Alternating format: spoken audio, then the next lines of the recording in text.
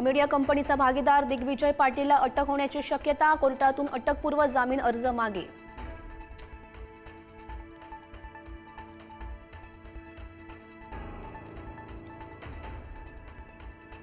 महाराष्ट्रानं न लाभलेला चांगला मुख्यमंत्री गमावला, अजितदादांच्या शोक प्रस्तावाच्या वेळी देवेंद्र फडणवीस भाऊक। अजितदादांनी प्रथमच टायमिंग चुकवलं, मुख्यमंत्र्यांकडून हळहळ व्यक्त।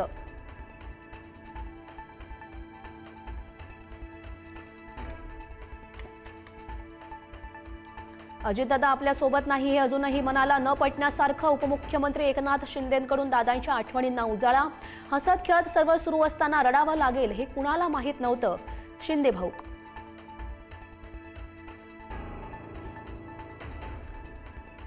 ज्यांनी अजितदादांवर आरोप केले त्यांच्याकडूनच सर्वाधिक हळहळ, उद्धव ठाकरेंचा भाजपावर निशाणा। कुणाला किती बदनाम करायचं याबाबत मर्यादा पाळल्या पाहिजेत, उद्धव ठाकरेंचे खडे बोल। अधिवेशन काळामध्ये एकनाथ शिंदेंकडील खात्यांची जबाबदारी इतर मंत्र्यांवर, गृहनिर्माण विभागाची जबाबदारी मंत्री शंभूराज देसाईंवर, तर उदय सामंत नगरविकास खात्यांची जबाबदारी।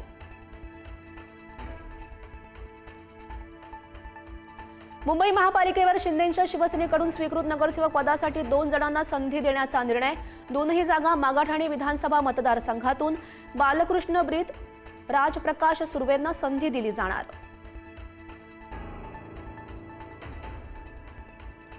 हरियाणाच्या फरीदाबादमधील सिक्रीत छत्रपती शिवाजी महाराजांचा अवमान, एका रिसॉर्टमधील वॉशरूमच्या साइन बोर्डवर शिवरायांची प्रतिमा, राज्यासह देशभरातील शिवप्रेमींकडून संताप व्यक्त।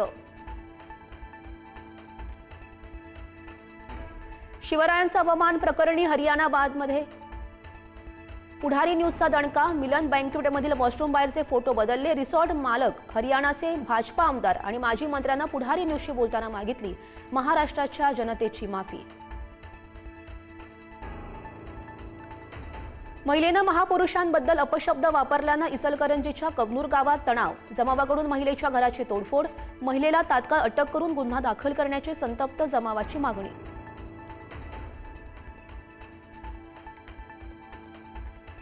बुलढाण्याच्या चिखला गावातील वादा प्रकरणी सरपंचासह 23 जण अटकेत, मुख्य आरोपी सरपंच गणेश काकड यांना वाशीममधून अटक। आज ओबीसी समाजाची बैठक होणार।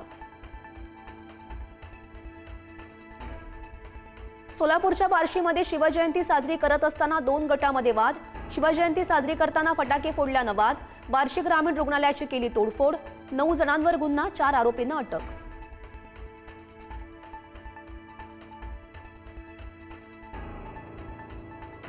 आज बारामती, दौंड आणि इंदापूर बंदची हाक, भिगवणमधील कथित अपहरण प्रकरणाच्या निषेधार्थ सकल हिंदू समाज आक्रमक।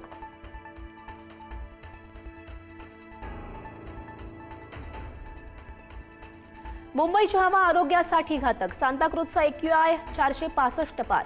मुंबईतील खासगी बांधकामांना आठवडाभर स्थगिती द्या, प्रदूषणाच्या पार्श्वभूमीवर आदित्य ठाकरेंची मागणी।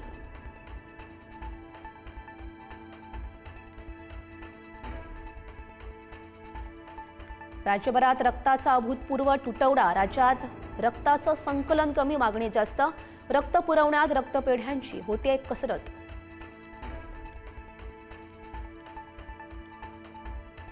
राज्यातील अनेक भागामध्ये अवकाळी पावसाची हजेरी, कोल्हापूर, नांदेड, नागपूर, चंद्रपूरला पावसानं झोडपलं, शेतकऱ्याच्या पिकांचं काहीसं नुकसान। आज आणि उद्याही राज्यभर पावसाचे ढग। नेपाळमध्ये आज पहाटेच्या सुमारास भीषण असा अपघात, प्रवासी बस 300 मीटर खोल त्रिशुली नदीमध्ये कोसळली, बस कोसळून 17 जणांचा मृत्यू, 27 जण जखमी।